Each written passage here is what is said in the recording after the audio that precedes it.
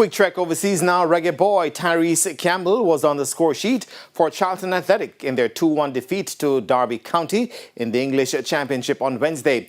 Campbell scored this stunner, which turned out to be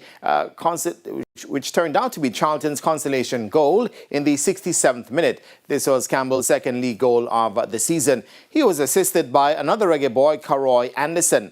Charlton is also the club of fellow Reggae boys Amari Bell and Kahim Dixon. Charlton Athletic are lying 18th on the English Championship table. 22-year-old Campbell has so far made 7 appearances for Jamaica's Reggae boys.